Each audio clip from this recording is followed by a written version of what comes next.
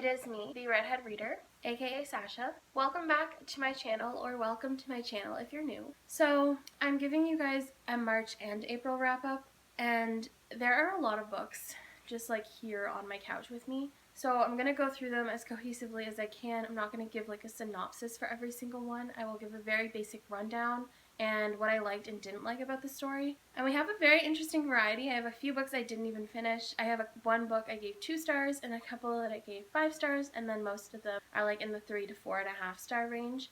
Alright, so the first book that I picked up in the month of March, I didn't finish. It was almost 1,000 pages long. I had completely lost interest in the entire series, and that is Kingdom of Ash by Sarah J. Maas. I picked this up because I had picked up the entire series for like $30. I enjoyed the beginning. I thought the beginning was really well done, and it was unique to anything that she had done in the previous like 6 books. And then we got about 100 to 200 pages in, and that completely stopped, and it was back to the same old stuff that we had seen in the other videos. And I also didn't like, the book is very heavy. It's like, it looks like a 600-page book. Like, it does not look like it's almost like 1,000 pages, but it kind of threw me off because I read about 600 pages in, and then I was like, why am I not done? Like, this could have been completely summed up in like 600 pages or less. Like, it did not need to happen, so I didn't end up finishing it. The next book that I picked up in the month of March is The Problem with Forever by Jennifer L. Armentrout, and I absolutely love this story. It follows a girl who is going into her senior year at high school for the first time in public school because she had lived her life in the foster care system and had been adopted and decided to go homeschooling because she had a lot of problems that made it hard for her to socialize and made it hard for her to make friends. And this book reconnects her with somebody that she met in the foster system, and I just thought it was really well done. I love Armentrout's contemporary a lot more than I love her fantasy. I find that that is her style of writing, and I just really enjoyed it. I gave it 5 out of 5 stars. I didn't have any issues with the story. There were some hard-hitting topics, there were some victories for our main character, and I just overall really loved her, and I really enjoyed most of the characters in this story, and that doesn't happen a lot of the time, but I really did like it. I thought for a very small book, it summed up everything very well, and I just really enjoyed it. The next book that I picked up in the month of March is Before I Fall by Lauren Oliver. And this is a book that I had really wanted to pick up for like years because it's been on my shelf for so long, and I ended up really loving this. I gave it 5 out of 5 stars. I had very low hopes going into it because Samantha Kingston basically dies and she has to relive the same day 7 times, so I kind of assumed that Lauren Oliver would make this a very repetitive story. Obviously I knew she would like try not to, but I ended up giving it 5 out of 5 stars. And I honestly can see myself picking it up again in the future just because of how much I enjoyed the story and her writing style, and I just felt like I wasn't bored at all, ever, which like should not happen in a repetitive book, so that was really exciting and I really loved it. The next book that I picked up in the month of March I didn't have such good luck with. I ended up picking up Everything by Nicola Yoon, and I gave it 3 out of 5 stars. Honestly, I was not a big fan of the way that Nicola Yoon wrote this. There are some pages that have like only one sentence or like receipts or something like that, and I just kind of felt like because of those like pages that didn't need to be there, it took away from the story in a way. Like, I didn't really get enough information about any of our characters, and I also really wasn't a fan of the ending. I thought it was a very predictable ending, and I even went into this not knowing literally anything about the story, and I didn't love it a lot. I did love the characters. I loved Maddie and Ollie, who are the 2 main characters, but overall, like, I had very high expectations and they were not met. Basically, it is about this girl who's like allergic to the world and she can't go outside, and then she sees this boy named Ollie who moves in next door, and she really wants to hang out with him and interact with him, and that's it. Like, that's all you need to know to go into the story. It was not for me, so I gave it 3 out of 5 stars. The next book that I picked up in the month of March is actually a book that my mom has at her place and is reading right now, so I don't have it with me, but it is Rules for 50-50 Chances by Kate McGovern, and it's about this girl whose mother has Huntington's disease, which is a lot like Parkinson's, and the entire story she's trying to figure out if she wants to take the test to see if she has that gene to know if she's going to get it like later on in life. And honestly, I loved the story. I gave it 4 out of 5 stars. My only concern with the story was actually the main character, Rose. She was not a good main character. She's very whiny, and she was very like, my problems are the worst problems. And I hate that. And yeah, her problems are severe and it's scary, but like other people also have severe and scary problems. But all of the side characters kind of made up for what Rose lacked, so I ended up still giving it 4 out of 5 stars because I thought the other characters were really well written. The next book that I picked up in the month of March is the first in a trilogy, and that is Sea of Shadows by Kelly Armstrong. So honestly, this is a fantasy and I have not been getting along lately. And it's about these two twin sisters who realize that somebody is dabbling in black magic and they're bringing these monsters to life and wreaking havoc on different villages in their community. And the concept sounds really cool. I really love Kelly Armstrong's concepts, but I find the executions are always just a little short of what I'm anticipating. So I ended up giving it 3.5 out of 5 stars, and I think that was still a pretty generous rating. I really did not like the beginning of the story at all. I thought that it was kind of confusing. Like, the world was not introduced to us in a very cohesive way at all. And I also didn't like the way that the story headed because I wanted to read a lot about these monsters, and I didn't get a lot of monster action. I got a lot of basic bitch action, and I didn't love that. Overall, I do think it is a good fantasy, and that's the best that I'll put it. So the next book that I picked up in the month of March was the second book in this trilogy, and that is Empire of Night by Kelly Armstrong. My cat's here, but you can't see her. She's going to make this really difficult. I can already tell you that. So Empire of Night is the second book, so I'm not going to go into detail on the plot itself, but one of our twin sisters, the main character, is Ashen. I really did not love her. I thought she was a very garbage main character. She's very naive, she's very dumb, and she didn't do a lot of things to actually like help the story at all. I ended up giving this one 3 to 5 stars. I find a lot of the second books in series just are not good, or not as good as their predecessors, so I just kind of did not enjoy it at all, really. And there was also like this idea that Kelly Armstrong had to like get these girls kidnapped at least like 4 times each, and I was just kind of like, other things can happen to your characters, Armstrong. what are we doing? Like, this is very weird. It wasn't that good. The final book that I picked up in the month of March was the conclusion to this trilogy, and that is The Forest of Ruin by Kelly Armstrong. Again, I'm not going into the plot, but like, can we talk about the cover for 5 seconds? Like, oh my god, it's gorgeous. Okay, anyway, so this is the finale, and I did like this book more than I liked the other 2 books. I even cried a little bit at the end, and I don't even know why. I think it was just because I hadn't read a trilogy in a while, and I was just like, the nostalgia of reading one. I ended up giving it 3.5 out of 5 stars. So each of the twin girls has a companion animal, and I felt like a lot of the times in the first 2 novels they were getting in the way and they weren't really that helpful. And in this novel it like tripled that for me, so I didn't love them. And I also didn't like the dynamic between Ashen, again, and her love interest. So, I mean, it was kind of on and off, hot and cold, and I just didn't really like it. And if the author is going to play the angle of, like, hard to get, that's cool, but it wasn't well done here. Yeah, so overall the series was a solid, like, 3.5 stars. So the very first book that I picked up in the month of April is probably my favorite series that I've read this year, and that is Lady Midnight by Cassandra Clare. So it's the first book in the Dark Artifices series, and I ended up really falling in love with it. I find Cassandra Clare's world building and characterization to be so spot on. Like, I end up falling for side characters and characters that you meet like 3 times in these 600 pages. So I'm just like, what? Like, I can't. Like, my body is like, yes, I will give my soul to Cassandra Clare. It does take place about 4 or 5 years after the Dark War, which is the finale of the Mortal Instruments. And so we meet, actually, our main characters in that story. So we meet Emma and Julian in City of Heavenly Fire. So I thought that was really cool. But I had an issue with Emma. I found that she had a hero complex almost. Like, she was trying to save everyone but herself. And that made her a little bit destructive, and she didn't really think a lot about the decisions that she made. And it was kind of hard to read about her. But all of the other characters I fell in love with, like Christina, Mark, Julian. Like, he's dark, but he's like...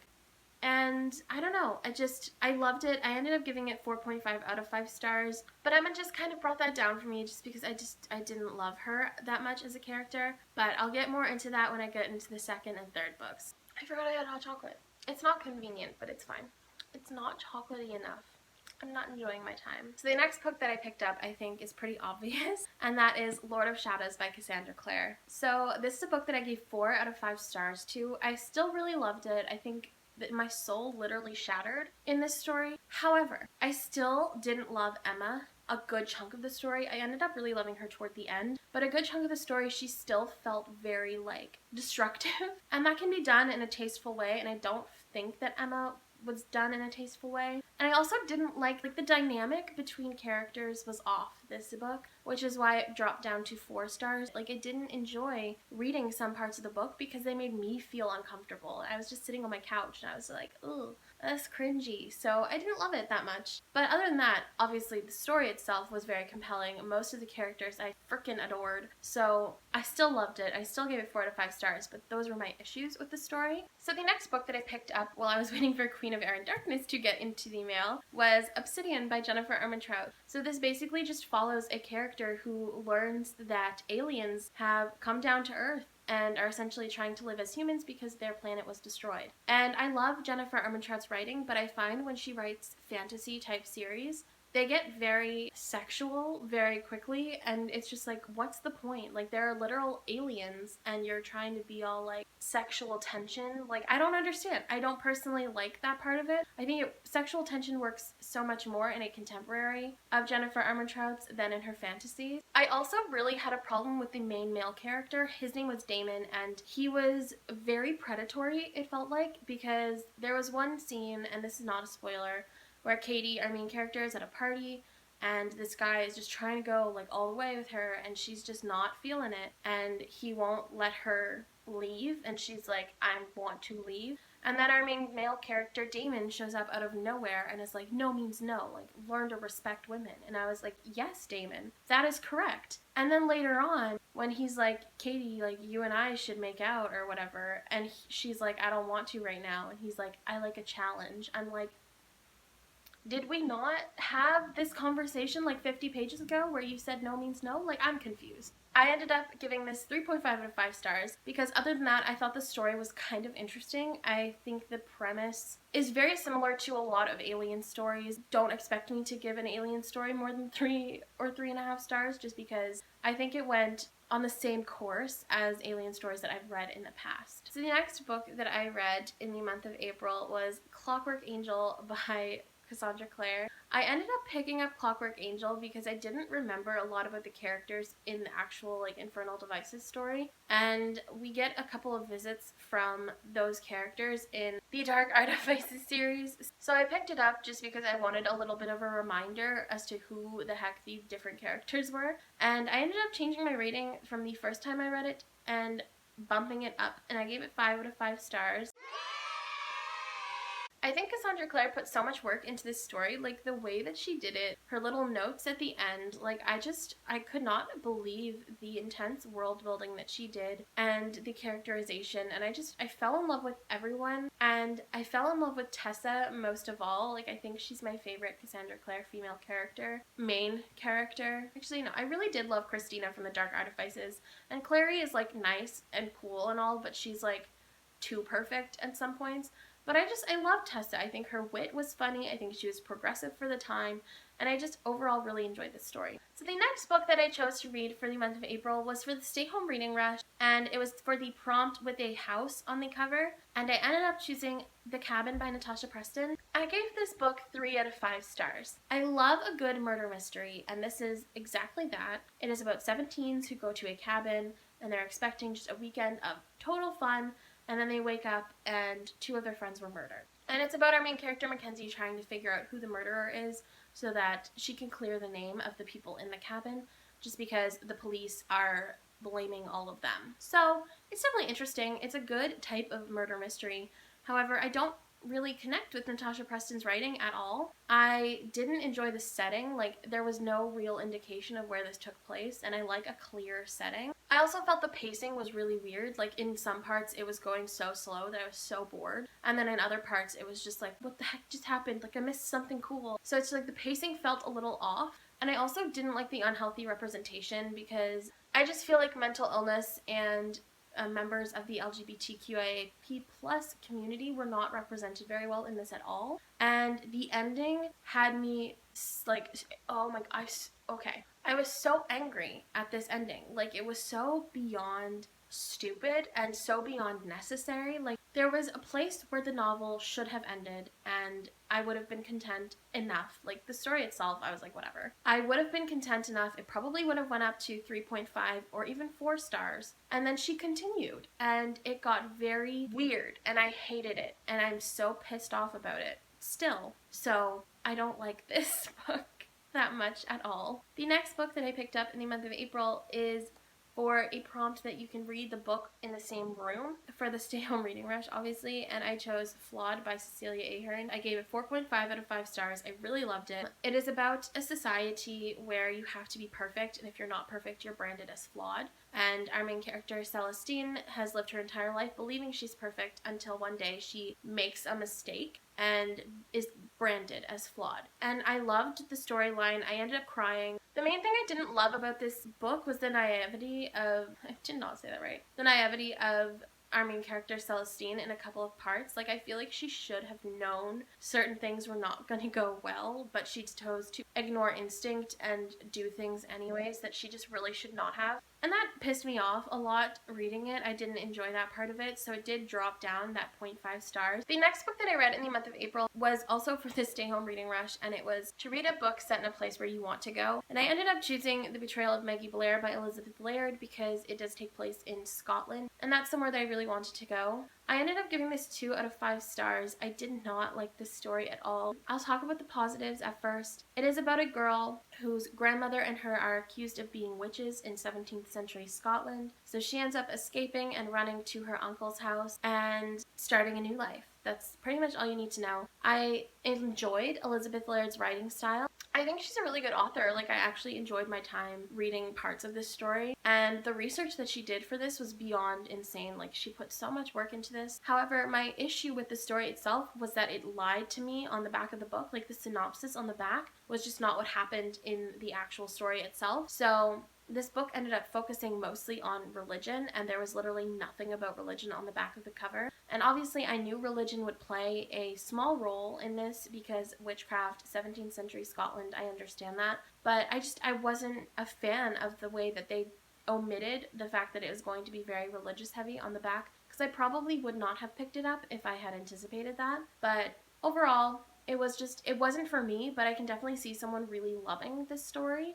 Just because the writing's really well done. People who are really religious might end up loving this story. I don't know. I'm not anymore, so it wasn't for me. The final book that I picked up for the stay home reading rush was supposed to be a book that makes you happy, and I ended up choosing Beauty Queens by Liva Bray. So I gave this 4 out of 5 stars. I ended up enjoying my time reading it enough. However, I was not a fan of where the story headed. It's basically about 50 beauty queens whose plane crashes on this deserted island, and they're supposed to figure out how to survive without food, water, and shelter. I thought it started off really cool because we learned about like the mental health issues of people who are forced into the pageant world. We learned about different representations and their feelings in the pageant industry. And then it got very weird about 50% of the way into the story, and I ended up really not liking where the story went. I liked the ending well enough, but there was just this section before the ending where it just got very weird, and I did not enjoy my time reading that section as much. So it dropped down a full star for me. The next book that I ended up reading for the month of April was Queen of Air and Darkness by Cassandra Clare.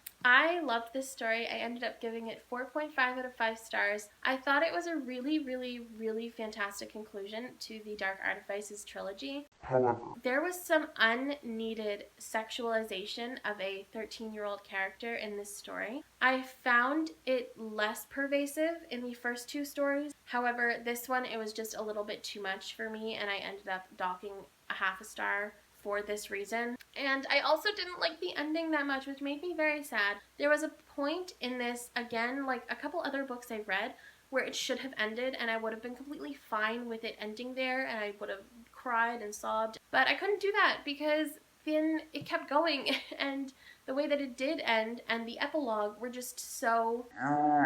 Like, the way that it did end, I was just like, oh my Jesus. And then the epilogue came, and I was like, I have to wait entirely too long to find out what happens and what that epilogue means. And I'm not entirely here for it. I didn't like that part of it, so that is another reason it went to 4.5 stars. But overall, like, it was so solid, and I love it so much. We have finally made it to the final book that I read in April This is the longest TBR I will ever film, and that was The Darkest Star by Jennifer L. Armentrout, which is a continuation series of the Luxon series. I ended up giving this, just like the first book in the Luxon series, 3.5 out of 5 stars. The story was enjoyable enough. So it takes place 4 years after the final Lux book, and it's basically about this girl named Evie who is caught up in a raid at this club where aliens and humans hang out, but it's really dangerous.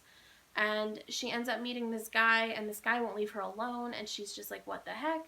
And this guy happens to be some different type of alien, and he's like real weird at first, and I didn't love him, and that's pretty much all you need to know going into the story. I liked Jennifer Armentrout's writing sometimes in this. Other times I felt it was very immature. It's not supposed to be immature, like your writing style is supposed to improve, and in this case it felt very much like I was just reading like fan fiction of Obsidian at times. I did like the fact that our main male character was less predatory later on. Like, he started off predatory but ended as a very nice guy. I also felt that the grammar was a little bit off in this. It kind of just felt like it wasn't edited very well, which made it kind of less enjoyable to read. And I don't really have any desire to continue with this series just because I'm not a fan of aliens. Aliens have not been my style. I thought I was going to love the Lux series, so I ended up purchasing this one as well. But I didn't love the Lux series, so I thought I'd give this one a try because I read the first book, so I was like, I'll know what's going on. And I did well enough, but it's just aliens are not my thing. So that is my wrap up for March and April. I don't really know what to say. I don't have a lot of good thoughts about a lot of books. If you've watched this entire video, thank you. I don't know why you would watch this entire video, but God bless your soul. Let me know in the comments below what you read this month, if you had a good reading month, if you had a crap reading month, and if you'd recommend any of the books that you've read this month as well. I guess from now on I am posting only Sundays and Wednesdays, so I will see y'all on Sunday. Bye!